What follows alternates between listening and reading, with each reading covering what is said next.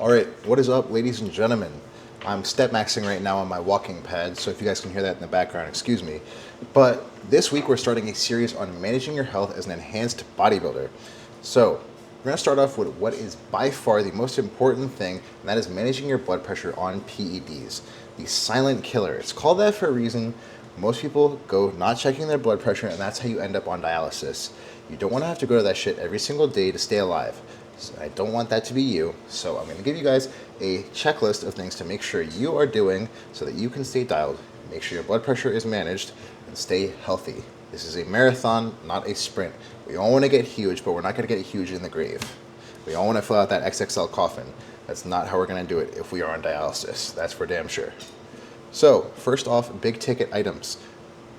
We want to make sure we're balancing our electrolyte intake. So the first thing we want to look at is sodium. Water follows sodium, right? So if we have more sodium in our diet, a lot of bodybuilders way overdo the sodium. That means we're going to be having more water or blood volume. So you can think of your blood vessels like hoses, right? If you have more water going through the same hose, that's just going to be more pressure going through that hose, right? But why is blood pressure bad if it's elevated in the first place? Well, we can look at your kidneys, for example, as a coffee filter. You know, that's essentially what it is. And if you took a fire hose to a coffee filter, that's probably going to blow out the coffee filter, right? But, you know, if you had, say, for example, a faucet, like for some tap water, that'd probably be a lot more manageable. So, big gist, don't overdo your sodium intake. That's going to be a good segue into how the fuck can we actually do that? Well, we can swap our salt for light salt. They have more than light salt at the grocery store. You can get it. It is 290 milligrams of sodium to 350 milligrams of potassium. So a roughly 5-4 ratio of potassium to sodium, meaning you can increase your potassium intake really easily and decrease your sodium intake very easily. Well, why is potassium good? Because potassium is essentially going to be counter-regulatory to sodium. It's going to increase the secretion of sodium and therefore water. You'll probably be retaining less water if you have more potassium from your diet. Well, light salt isn't the only thing we could look at. Potatoes, sweet potatoes, fruits, vegetables, all that shit is going to have plenty of potassium, as well as poultry, some fish. So big thing is just increase your potassium intake. Swap your salt for light salt if you're dealing with high blood pressure, and then that'll help remedy a lot of the situation. I typically aim for a 2-to-1 ratio of potassium to sodium when I'm in the off season, and I am on telmisartan, but that doesn't tend to land me in the territory of hyperkalemia or high serum sodium or high serum potassium on my blood work.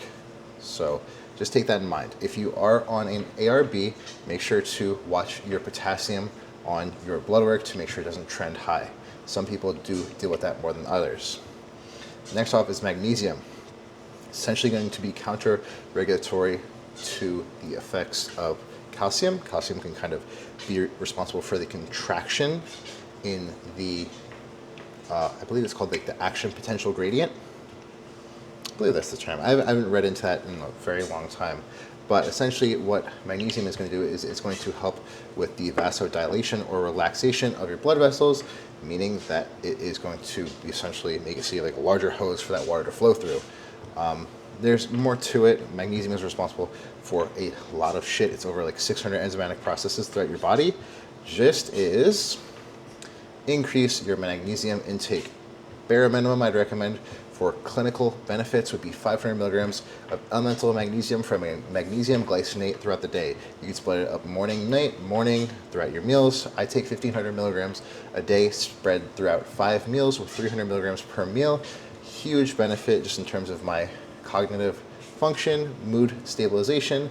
There's a lot of benefits of magnesium. If you want to read more into it, I will link some studies down in the description.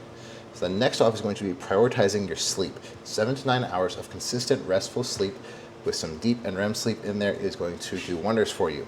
Not getting sufficient sleep is going to fuck you up in pretty much every thinkable avenue of your health.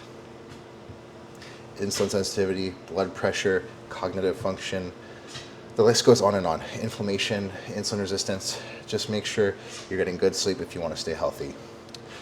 If you look at, they did some studies on night shift workers that didn't have a consistent sleep schedule, and the increase in all-cause mortality was ridiculous. So something like 40 or 50%. I forget the exact figure, but insane. Next off is going to be keeping your stress low. If you have a constant secretion of stress hormones like cortisol, adrenaline, norepinephrine, etc., it's going to increase your heart rate, increase your blood pressure via vasoconstriction, and increasing the force at which your heart contracts. So your heart is going to be pumping blood through those hoses, right? Well, that's going to be more pressure if that blood is pumping harder. Then next off, staying lean.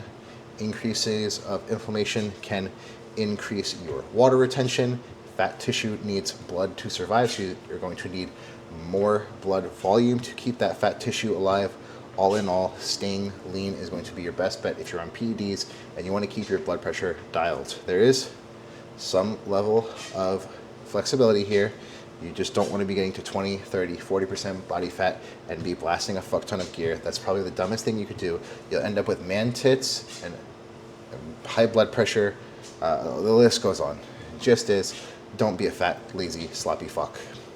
Next up is maintaining your cardiovascular fitness. A mix of low intensity, steady state, and HIIT cardio is my personal preference. I will typically do in the off season 4 sessions of 20-minute HIIT, or 4 sessions of 20-minute low intensity, steady state cardio, and 2 sessions of 12-minute HIIT, 1 minute on, 1 minute off intervals. So minute on will be hard as fuck, getting your max heart rate as high as possible, and then easy somewhat is a just rest period to kind of keep your heart rate somewhat elevated but let you recover for that next difficult bout. And then the low intensity steady state is just to get my heart rate typically above 120 beats per minute throughout the entire duration of those 20 minutes. Next off, secondary options. We want to make sure we're checking the big ticket shit first. A lot of people's blood pressure issues can be remedied just by making sure you're doing that simple shit like that. So first off, an ARB like telmisartan. I take 40 milligrams of telmisartan. Helps manage my blood pressure very well, alongside 5 milligrams of nebivolol, a beta blocker. Then other options to consider could be Cialis. Some people, this affects more than others. PEDs can affect the signaling of nitric oxide. So this can help increase nitric oxide production. So that could be something that could help. I don't really notice much of a benefit from it personally, but some people do allegedly report that they do. So take that with a grain of salt and give it a try yourself. ACE inhibitors like lisinopril can also help. I'd say only use these if truly needed. There are some potential concerns with ARBs. They can increase, or they are potassium sparing, so they can increase the amount of potassium you have in serum, and you can get to the point of having hyperkalemia or too high of potassium. So watch out for that.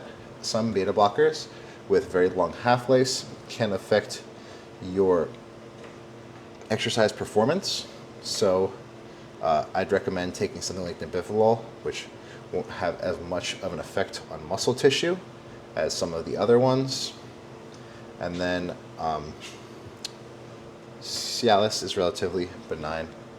ACE inhibitors can be a little bit funky for some people. I've heard some side effects like drowsiness, etc., which is why I tend to veer more towards the side of ARBs and or beta blockers. Boosting your nitric oxide intake, either from diet or supplements, Cialis can be a good option to address this pathway. Beets, fruits, vegetables, etc. also can be good options to boost your nitric oxide intake, and they also have straight up nitric oxide supplements. Shit like citrulline can help with that as well, so that could be something else to look at. Then Cartitone is a strictly supplemental route you could try before hopping on medications. It's like an Ayurvedic herb supplement. It has a bunch of different shit in there that can help with you managing your blood pressure. So if you want to give that a try, it can help. And then nasal breathing is actually shown to help with you getting more into that parasympathetic state. So more relaxed, more vasodilated, not super constricted blood vessels. And then there's also, I believe there's nitric oxide synthase or something. I remember hearing Dr. Dean St. Mart discuss this briefly on a video with Vigorous Steve, that in your nasal passage there's actually something that helps to increase the production of nitric oxide when you do nasal breathing. So shit like nose strips, meditation, that could be options to consider. So what not to do.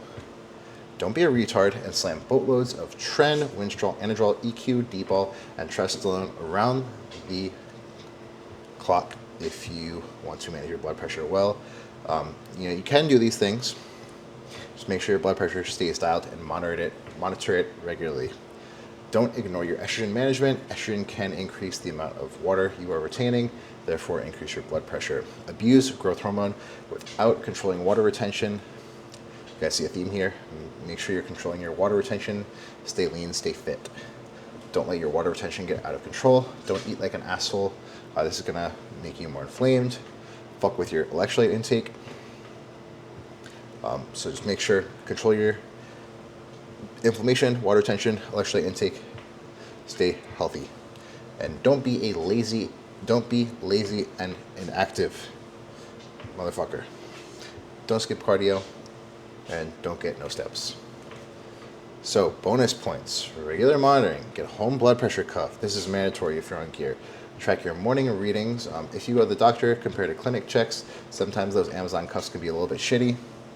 Labs to watch. Your kidney function, creatinine, EGFR. And another one to add on to this would be cystatin C. If your hematocrit gets super high, your blood viscosity gets very high, it could be harder for your heart to pump that. There's going to be more resistance in your blood vessels, therefore higher blood pressure. Think of pumping maple syrup through a pump. It's probably going to be pretty damn hard and sticky. That's what super thick blood is going to do to you. And then watch your electrolytes like potassium, especially if you're on an ARB. So then hydration, adequate water, but balance this with sodium, potassium, and magnesium to avoid spiking your blood pressure from having a fuck ton of water and a fuck ton of sodium. That's just going to increase your blood volume. Then sauna, this can help with vascular health, water retention, and blood pressure regulation if used regularly. Okay, conclusion. PEDs are performance enhancers, not health enhancers.